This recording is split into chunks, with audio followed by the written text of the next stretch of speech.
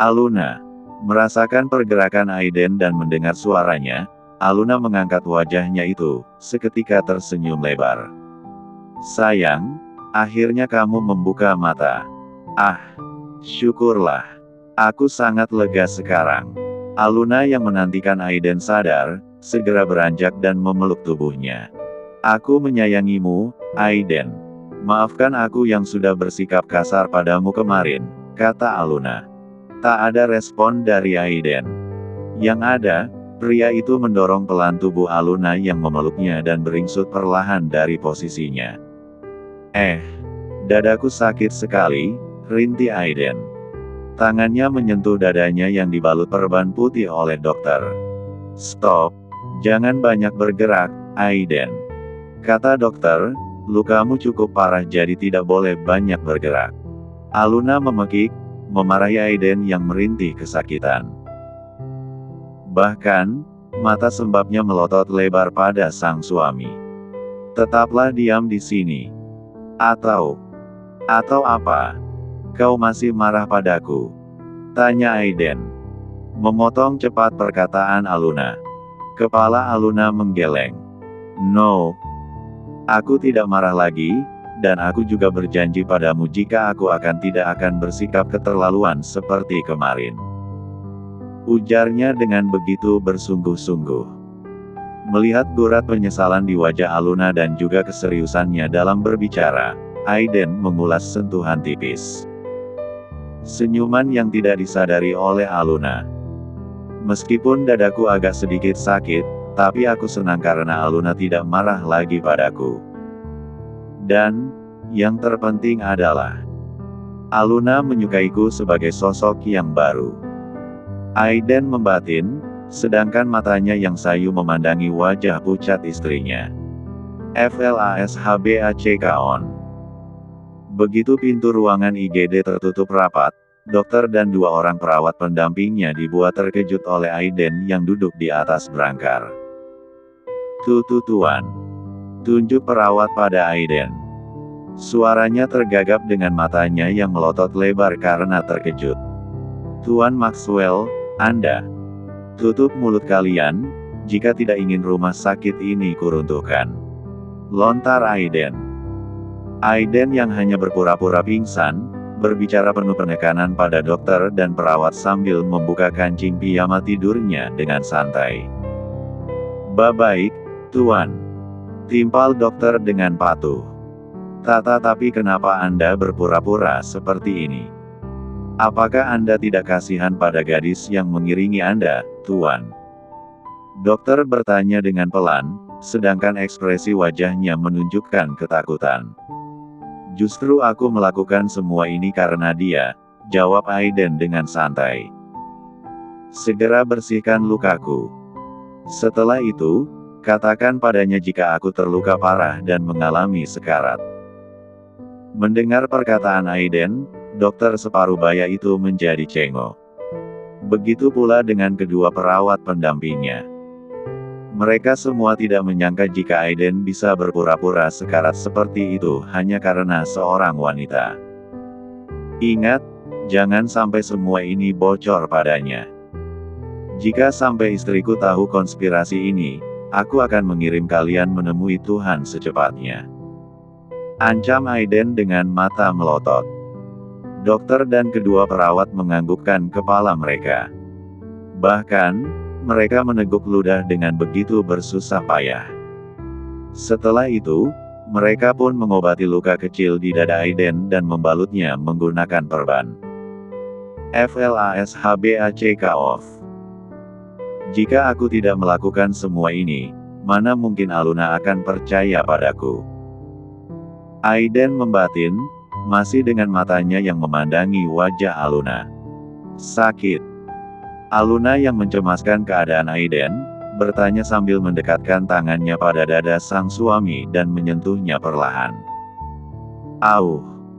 Sakit, sayang, rintih Aiden. Bersikap manja pada Aluna yang mencemaskan keadaannya. Melihat kesakitan Aiden, Aluna semakin cemas dan takut. Biar ku tiup lukanya, kata Aluna. Mendekatkan wajahnya lalu meniup-niup luka Aiden dengan pelan.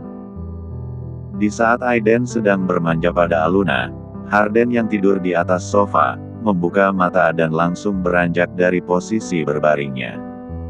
Syukurlah Tuan sudah siuman. Melihat Aiden sudah sadar, Harden pun mengucapkan kata syukur sembari menatap pada bosnya itu. Oh iya, Tuan. Semalam saya sudah mengabari Tuan Besar dan Tuan Jaiden. Memberitahu mereka jika Tuan dirawat di rumah sakit ini. Ujar Harden. Mendengar perkataan Harden, melotot lebar mata Aiden. Jengkel pada asistennya yang malah memberitahu sang kakek jika dirinya berada di rumah sakit. Sibal. Harden benar-benar kurang ajar. Dengan sengaja dia malah memberitahu kakek. Awas saja, aku akan memotong gajinya 75% setelah ini, gerutu Aiden dengan kesal. Aluna mengerutkan kening. Kamu berbicara apa? Kenapa? Tanyanya pada Aiden yang menggerutu. Big. Aiden tersenyum paksa dan geleng-geleng kepala. Lalu, melirik pada Harden yang sengaja mencari gara-gara padanya. Kamu menginginkan sesuatu? Tanya Aluna dengan pelan. Tidak, sayang. Aku hanya ingin berada di dekatmu, kata Aiden. Berbicara manja pada istrinya. Bibir Aluna tersenyum kecil. Tunggu dulu di sini sebentar ya, aku akan memanggil perawat dan memintanya membawakan sarapan untukmu. Kepala Aiden mengangguk, membiarkan Aluna keluar dari ruangan rawatnya. Melihat Aluna keluar dari ruangan tersebut, Harden yang memiliki firasat buruk, ikut beranjak dari duduknya dan hendak kabur. Namun, Aiden sudah lebih memanggil dan membuatnya gagal kabur dari ruangan tersebut. Harden, kemari. Dipanggil oleh Aiden, Harden menyengir kuda sambil mengusap tengkuk lehernya. Hi. Aku ingin buang air, Din. Toilet ada di sana, kenapa harus keluar? Tanya Aiden. Tangannya menunjuk pada toilet yang berada di sisi kanan kamar rawat tersebut. Harden semakin menyengir, jelas jika ia takut dimarahi dan disemprot oleh Aiden. Cepat kemari. Tita Aiden dengan mata melotot. Hi. Jangan marah, aku hanya khawatir padamu makanya menelepon kakek dan juga ayahmu agar mereka datang kemari, kata Harden. Ngeles dan berusaha menyelamatkan diri dari kemarahan bosnya itu. Pria itu berbicara sembari mendekati Aiden yang duduk bersandar pada kepala ranjang pasiennya. Cuy. Sejak awal kau sudah tahu jika aku hanya berpura-pura. Tapi kau dengan sengaja menjerumuskan aku. Setelah ini, kakek pasti akan memaksaku dan Aluna untuk tinggal di kediaman keluarga Cartel. Kesal Aiden pada Harden. Maaf. Aku benar-benar tidak bermaksud menjerumuskanmu seperti ini, kata Harden. Lihat saja, aku akan memotong gajimu 75% bulan ini. Melotot lebar mata Harden. Saking lebarnya, seperti akan keluar dari cangkang tempatnya bersemayam. Apa? 75%? Bukankah bulan lalu kau hanya menggajiku 50%? Dan artinya bulan ini hanya 25%. Ark. Tidak. Harden berteriak syok sambil menyentuh dan mengguncangkan lengan Aiden dengan kuat. Harden. Apa yang kau lakukan pada Aiden? Jika terjadi sesuatu pada suamiku, aku akan membalasnya 3 kali lipat. Harden. Apa yang kau lakukan pada Aiden? Jika terjadi sesuatu pada suamiku, aku akan membalasmu. Mendengar suara melengking Aluna yang parau, spontan Harden melepaskan tangan Aiden yang dipegangnya erat dan diguncangkan. Bahkan, ia langsung mundur 3 langkah dari samping ranjang pasien, di mana Aiden berada. Aku tidak mela. Aduh. Sayang, dadaku sakit sekali. Harden menggangguku, bahkan menarik-narik tanganku. Perkataan Harden dipotong cepat oleh Aiden yang berpura-pura kesakitan. Pria itu meringis sambil menyentuh dadanya yang dibalut oleh perban. Melihat kesakitan Aiden, Aluna segera mendekat dan meniup-niup luka suaminya itu. "Tahan sedikit, sayang. Biar ku tiup lukanya," ucap Aluna dengan nada cemas. Harden memutar malas bola matanya. Ia kesal pada Aiden yang begitu pintar berpura-pura. "Harden menyakitiku," kata Aiden dengan manja. Mata Harden melotot. "Jangan berbohong, Aiden. Tega sekali kau memfitnahku," tunjuknya pada Aiden. Wajah Aiden memelas. "Dalam keadaan tidak berdaya seperti ini, mana mungkin aku bisa memfitnahmu," balasnya dengan pelan. "Kau, Harden." Teguran Aluna membuat perkataan Harden terjeda. Bahkan, pria itu langsung diam dan memajukan bibirnya. Jika Aluna bukan istri majikannya dan juga bukan seorang wanita, ia pasti sudah mengajaknya berkelahi sampai titik darah penghabisan. "Sudah, jangan pedulikan Harden lagi," kata Aluna.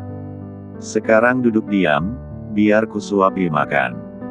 Kepala Aiden mengangguk. Sedangkan bibirnya tersenyum manis pada sang istrinya, lalu menatap Harden dan mencebikkan bibirnya, mengejek asistennya itu.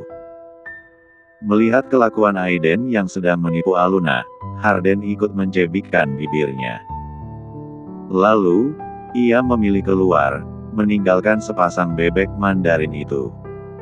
Di dalam ruangan rawat itu, Aluna pun menyuapi suaminya makan dengan telaten. Senangnya hati Aiden lantaran diperhatikan oleh istrinya.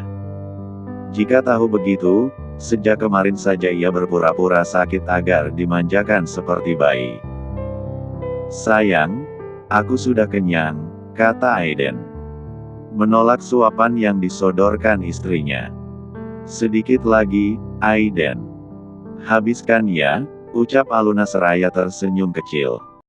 Membujuk suaminya agar mau menghabiskan sarapannya. Di saat Aluna sedang sibuk membujuk Aiden, Tuan Cartel dan anggota keluarga lainnya datang berkunjung. Tuan Cartel yang mendengar kabar dari Harden jika cucunya terluka, tampak memasuki ruangan rawat VVIP itu dengan begitu tergesa. "Aiden, bagaimana keadaanmu?" Begitu memasuki ruangan rawat, pria tua itu langsung melontarkan pertanyaan pada sang cucu. Melihat kehadiran keluarganya, Aiden bukannya senang. Tetapi malah sebaliknya, bahkan senyuman kecil yang menghias bibirnya memudar dan berganti dengan ekspresi datar. "Sayang, jangan begitu. Kakek dan yang lainnya jauh-jauh datang karena khawatir dengan keadaanmu," kata Aluna. Menegur lantaran menyadari perubahan air muka suaminya. Ditegur oleh Aluna, Aiden mendengus pelan dan membuang muka. Seolah tak melihat kehadiran Nyonya Linlin, Tuan Jaiden, Jason dan Emilia. Jijik sekali ia melihat orang-orang munafik dan toksik itu. "Aiden, apa yang terjadi? Kenapa bisa seperti?" Tak mendapatkan jawaban dari Aiden, Tuan Cartel yang mendekat kembali bertanya pada cucunya. Namun, Aiden terlihat begitu enggan menjawab pertanyaan kakeknya, hingga membuat Aluna bergerak pelan, mencubit tangan suaminya itu dengan sedikit keras. "Auh! Sakit," rintih Aiden.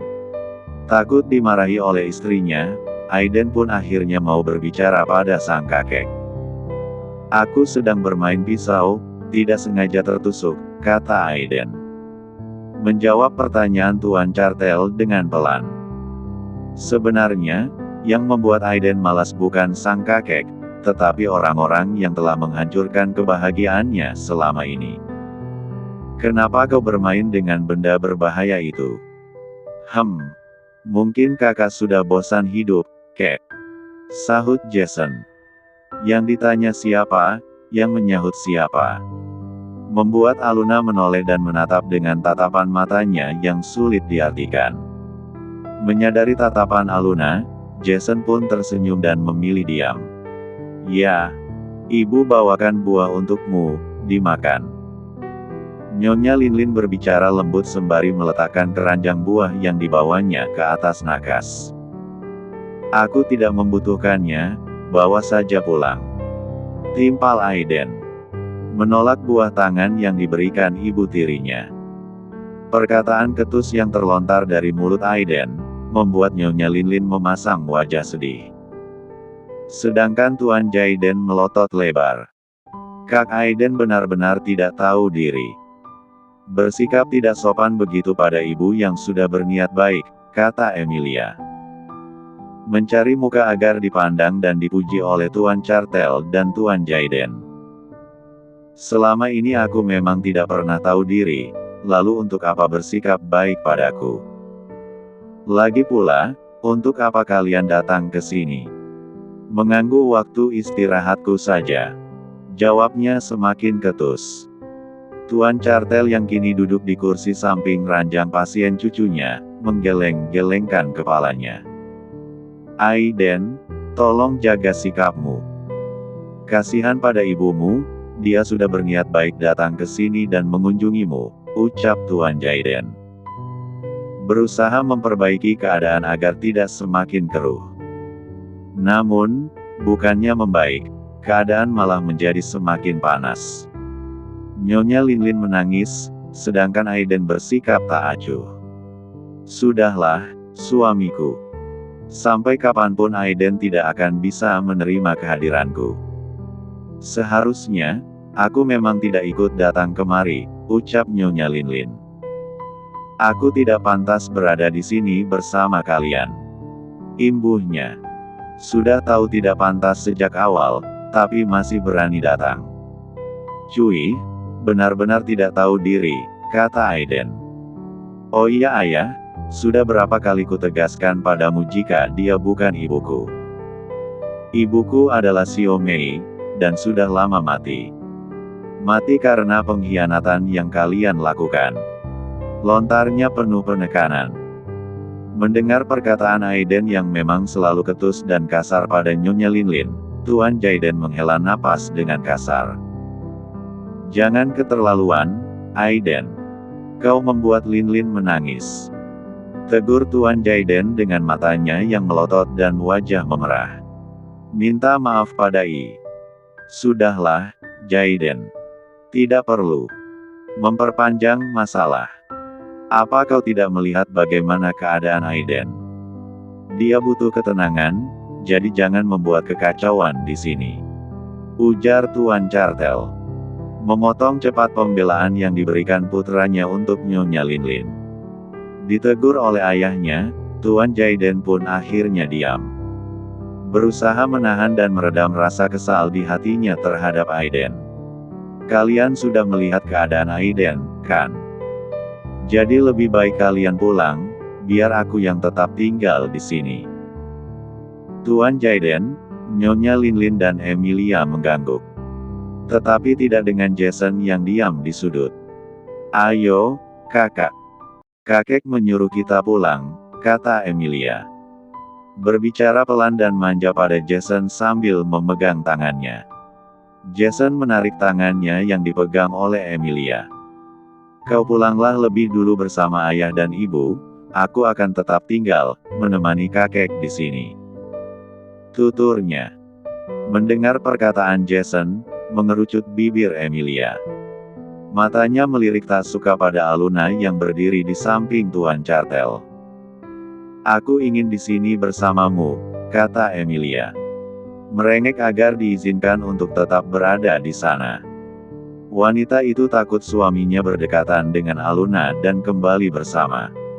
Ia cemburu pada mantan sahabatnya yang diam-diam selalu diperhatikan oleh Jason. Aku tidak akan membiarkan Jason berdekatan dengan Aluna. Jason adalah milikku, dan selamanya akan tetap menjadi milikku, kata Emilia dalam hati. Aku ingin selalu bersamamu. Pulanglah, Emilia. Kita bisa bersama di rumah nanti. Bentak Jason pada istrinya. Semakin mengerucut bibir Emilia dibuatnya.